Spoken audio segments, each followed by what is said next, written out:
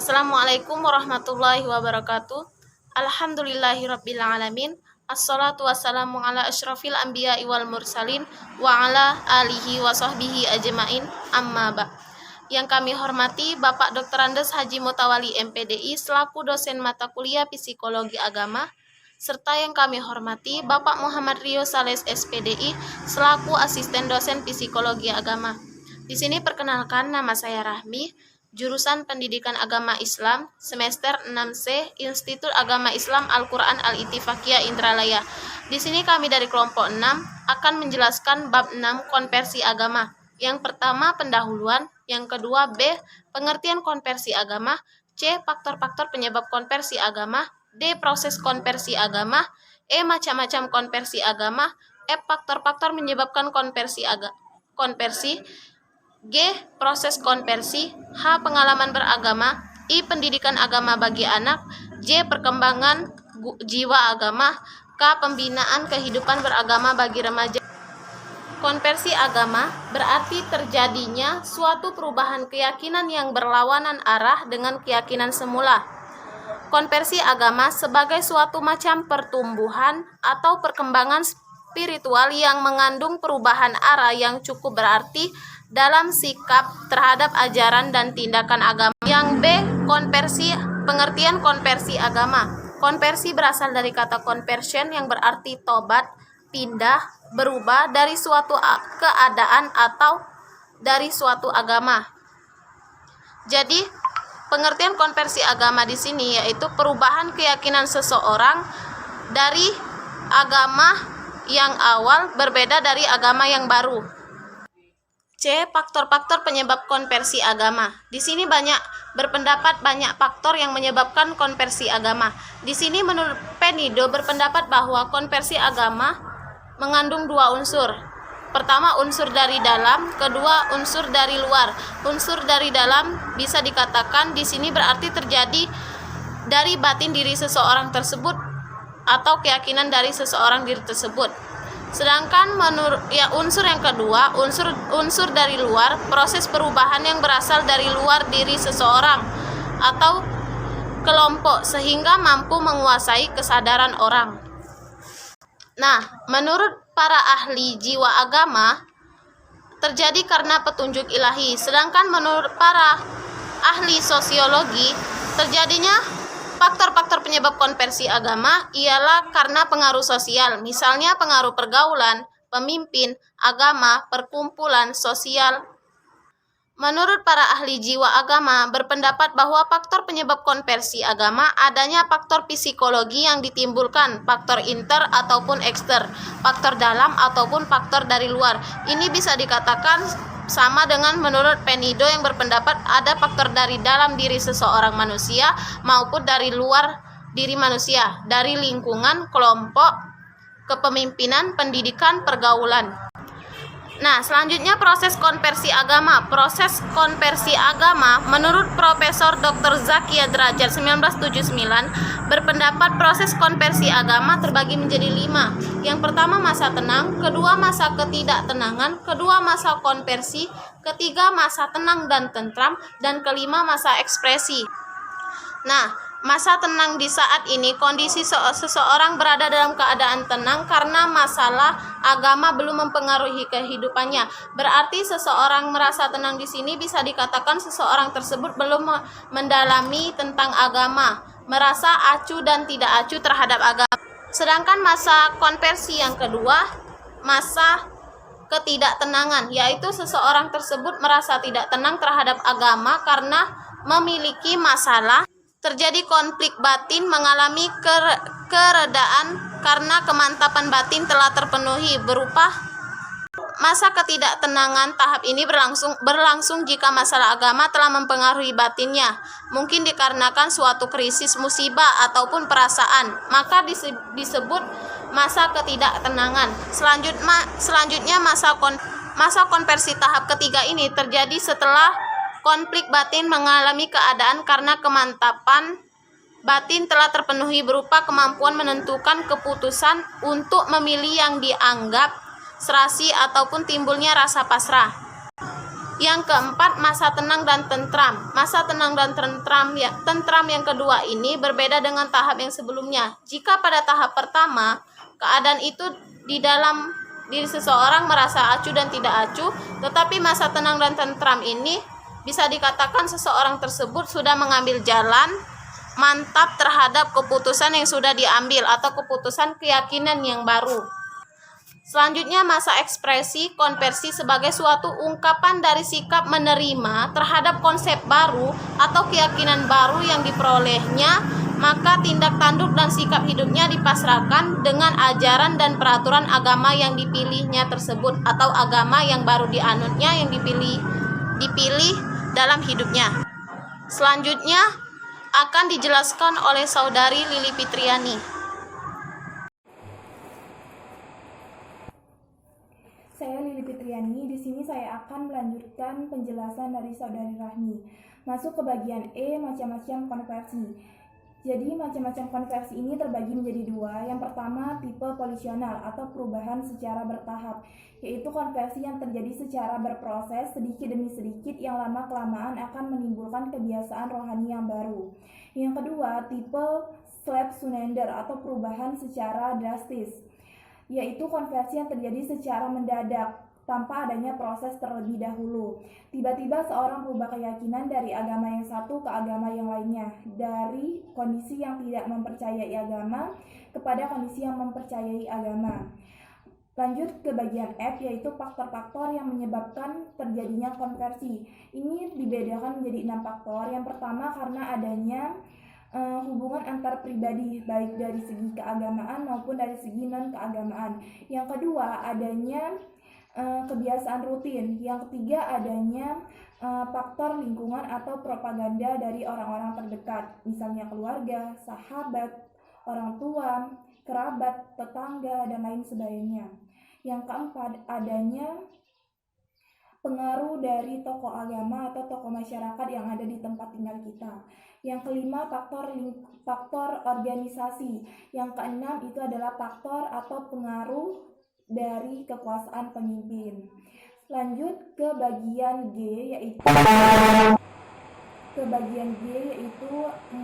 proses konversi. Nah, proses konversi ini biasanya didasari karena 4 hal. Yang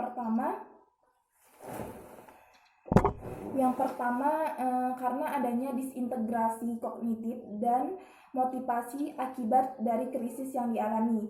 Yang kedua, adanya reintegrasi kepribadian psikologi yang baru. Dengan adanya reintegrasi kepribadian psikologi yang baru ini, maka akan menimbulkan pertentangan antara kepribadian yang baru dengan struktur kepribadian yang lama. Yang ketiga, adanya tumbuh rasa penerimaan terhadap agama atau kepercayaan yang baru saja dianut. Yang keempat itu adanya rasa percaya bahwa agama yang baru dianut ini merupakan panggilan yang suci atau dari petunjuk sang ilahi. Lanjut ke bagian G, itu adalah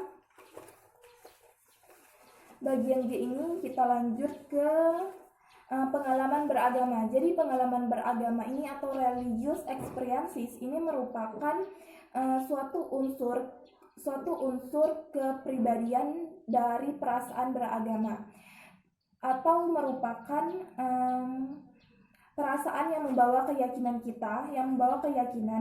yang dihasilkan oleh suatu tindakan atau amalia.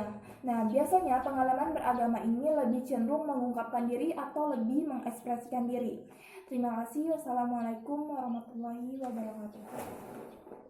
Tipe Slap-Sunander atau perubahan secara drastis, yaitu konversi yang terjadi secara mendadak tanpa adanya proses terlebih dahulu.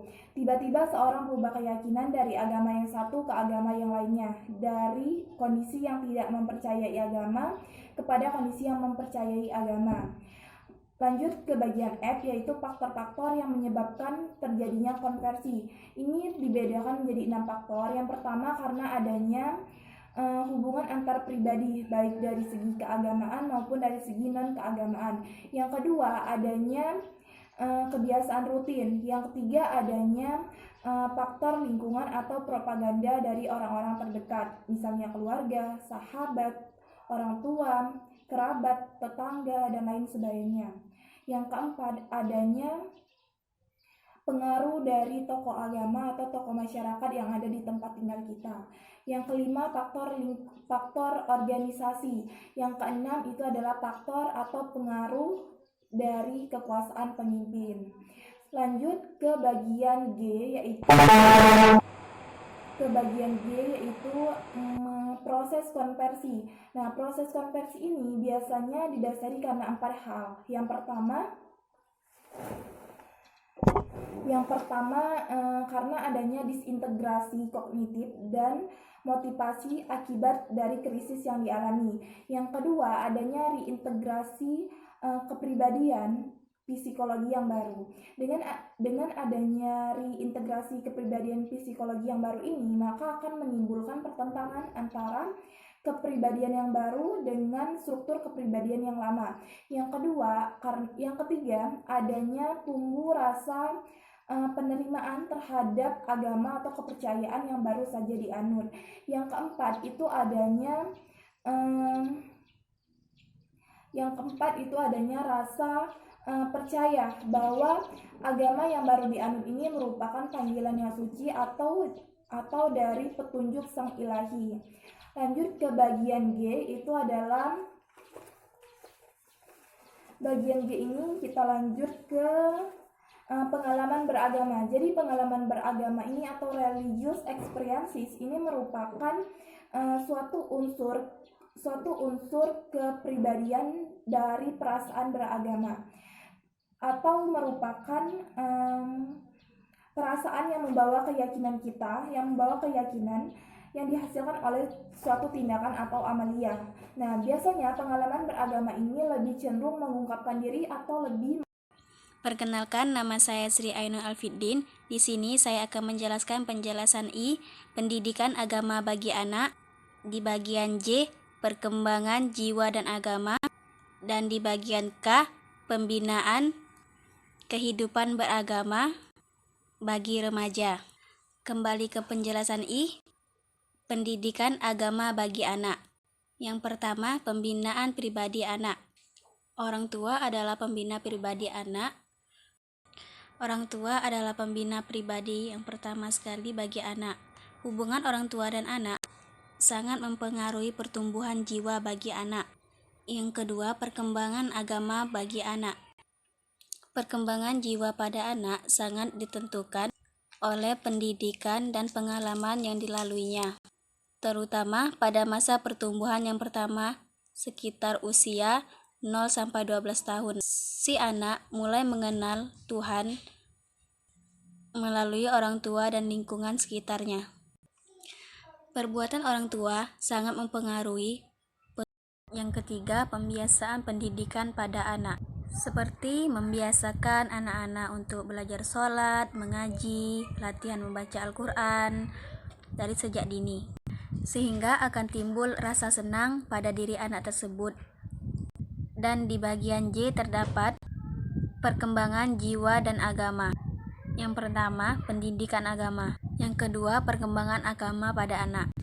Yang ketiga, kanak-kanak pada tahun pertama sejak umur 0-6 tahun. Si anak mulai mengenal Tuhan dari pengaruh lingkungan, keluarga, dan tempat mereka hidup. Jika mereka dibesarkan dari keluarga yang mengerti paham agama, maka anak tersebut dari perilaku, perbuatan, dan tindakan pasti akan bersangkutan dengan agama. Yang keempat, anak-anak pada umur sekolah, sekitar 6-12 tahun. Yang kelima, masa remaja pertama, 13-16 tahun. Yang keenam, masa remaja terakhir dari umur 16 tahun sampai 21 tahun. Yang keenam, masa remaja terakhir dari umur 17 tahun sampai 21 tahun. Dan di bagian K terdapat pembinaan kehidupan beragama bagi remaja. Yang pertama, ciri-ciri masa remaja terakhir. Masa remaja itu terbagi 2 tingkat, yaitu yang pertama, kira-kira berumur 13 tahun sampai 16 tahun, di mana pertumbuhan jasmani dan kecerdasan berjalan sangat cepat. Yang kedua, masa remaja terakhir, kira-kira dari umur 17 tahun sampai 21 tahun, yang merupakan pertumbuhan atau perubahan terakhir dalam pembinaan pribadi dan sosial. Sedangkan kemantapan agama biasanya dicapai pada umur 24 tahun. Baik, yang terakhir yaitu kesimpulan. Yang pertama, kesimpulan pengertian konversi agama. Yang dimaksud dengan konversi agama adalah perubahan atau pandangan seseorang atau sekelompok orang tentang agama yang dianutnya, atau perpindahan keyakinan dari agama yang dianutnya ke agama yang lain. Yang kedua, jenis konversi agama dapat dibedakan menjadi dua, yaitu konversi eksternal dan konversi internal dan konversi eksternal. Konversi internal terjadi saat seseorang pindah dari mazhab dan perspektif tertentu ke mazhab dan perspektif lain, tetapi masih dalam lingkungan agama yang sama. Dan konversi eksternal terjadi jika seseorang pindah dari satu agama ke agama yang lain. Dan faktor penyebab konversi agama.